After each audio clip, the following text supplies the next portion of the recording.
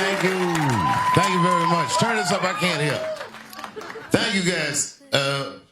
Boy, I gotta tell you guys something. I'm being very honest. I am in quite the pickle tonight.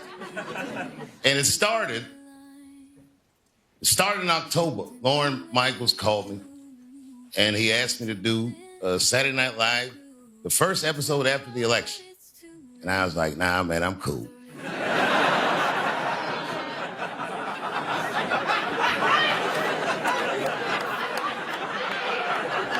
And he was like, why not? And I was like, man, you know, things are going good. I finished my Netflix deal. I got all this money and stuff. And he's like, oh, man, no, come on, please. And I said, I tell you what, just to get off the phone, I go, you know what I'll do? I said, just save the date closest to January 6th.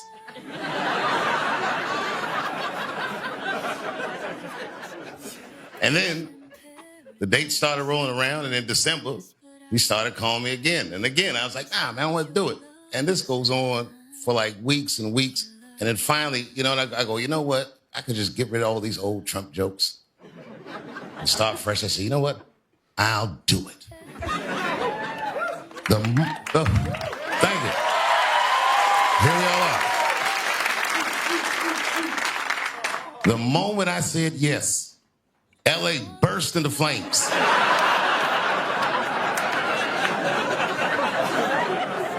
And it's a tough one. You know what I mean? Because I'm tired of being controversial. I'm trying to turn over a new leaf. And it is way too soon to do jokes about a catastrophe like that.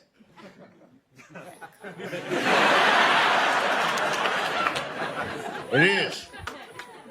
You know what's crazy about it is this one hits close to home. Now, I don't live in L.A. And I've never been like a big fan of L.A., but I've built many, many memories there. And I have great friends there. And a lot of them lost their homes. Carrie Elways, who I starred in Robin Hood Men in Tights with, his house burned to the ground. Mad Lib, who was on Saturday Night Live with me last time I was here, his house burned to the ground. So many people, I can go on and on. My first movie I did with Dennis Quaid, I saw him evacuating his house on the news with tears in his eyes, and it broke my heart. And then I go on the internet, and I watch these fire videos, and I read the comment sections, and everyone's like, yeah, it serves these celebrities right. I hope the house is burned down. And you see that? That right there? That's why I hate poor people.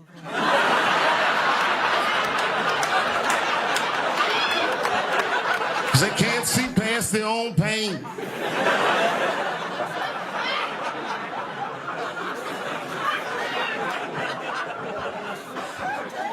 The other day on the news,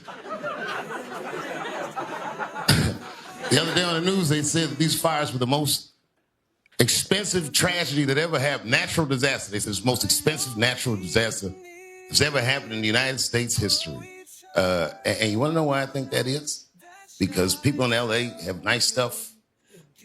I could burn 40,000 acres in Mississippi for like $600 or $700.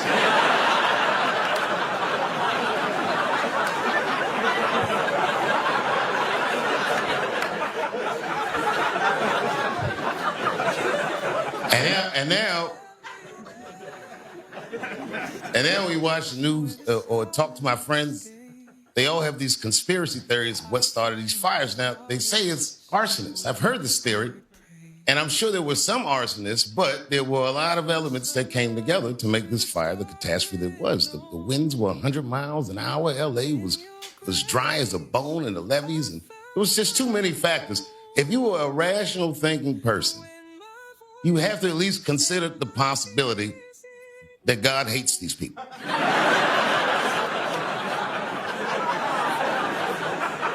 Sodomites. And that's not true because West Hollywood was unscathed. Because how can you burn what is already flaming?